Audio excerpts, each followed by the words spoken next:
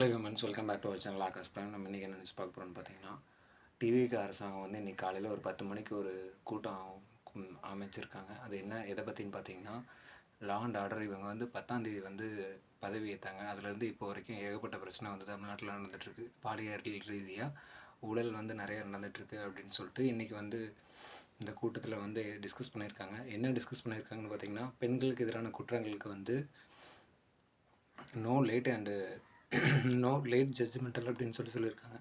அப்படின்னு என்னென்னு பார்த்தீங்கன்னா, பெண்கள், குழந்தைகள் இவங்களுக்கு எதிரான குற்றங்களுக்கு வந்து உடனடியாக வந்து தீர்வு கிடைக்கணும். அதுக்கு உடனடி ரிசல்ட் வந்து கொடுக்கணும். எந்த டிலேவும் இருக்கக்கூடாது அப்படின்னு சொல்லியிருக்காரு. தமிழ்நாட்டோட முதலமைச்சர் வந்து சிஎம் சார் விஜய் அவர் தான் சொல்லியிருக்காப்புல. அப்புறம் பார்த்திங்கன்னா, ஏற்கனவே கோயம்புத்தூரில் இந்த இஷ்யூ நடந்தது தெரியும். அதில் அவங்க அம்மாவே ட்ரிங்க் பண்ணிவிட்டு அந்த டைமில் வந்து தூங்கிட்டு இருந்திருக்காங்க. அடுத்த நாள் தான் அவங்களுக்கே தெரிஞ்சிருக்கு. அதை பற்றி ஒரு வீடியோ ரிலீஸ் ஆச்சு, வைரலாக போயிட்டுருக்கு அந்த வீடியோ. இன்னும் ஒரு சில மீடியாவில் என்ன சொல்கிறாங்கன்னு பார்த்தீங்கன்னா, அவங்க அம்மாவுக்கும் இப்போ அந்த குற்றச்சாட்டில் ஈடுபட்ட அந்த ரமேஷ் அப்படிங்கிற ஆளுக்குமே வந்து தொடர்பு இருக்குது.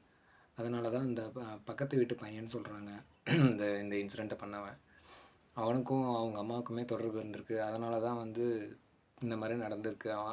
அவன் வந்து அவங்க அம்மாவுக்கு ட்ரிங்க்ஸ் வாங்கி கொடுத்துட்டு கூட்டிகிட்டு போயிட்டான் அப்படிங்கிற மாதிரி ஒரு தரப்பில் சொல்கிறாங்க. இன்னொரு தரப்பில் என்ன சொல்கிறாங்கன்னா, அந்த அம்மா ப்ரெஸ் மீடியாவில் வெளியிட்ட அறிக்கையில் என்ன சொல்கிறாங்கன்னு பார்த்தீங்கன்னா, என்னோடய வீட்டுக்காரர் வந்து ட்ரிங்க் வந்து வாங்கி வச்சுருந்தார் ஃப்ரிட்ஜில். நான் அதை தெரியாமல் ஒரு சிப் வந்து நான் வந்து தெரியாமல் குடிச்சிட்டேன். குடித்ததுக்கப்புறம் தான் எனக்கு தெரிஞ்சுது. அதனால தான் நான் மயங்கிட்டேன் அந்த மாதிரி சொல்கிறாங்க. பட் உண்மை என்னன்ட்டு யாருக்கும் சரியாக தெரில.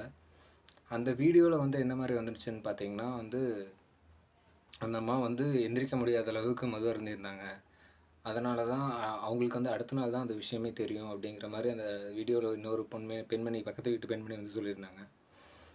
பட் என்ன நடந்துச்சுன்னு யாருக்கும் தெரியல. இப்போ ஒரு உயிர் போயிருக்கு. இதுமேட்டு இப்படி போகக்கூடாது.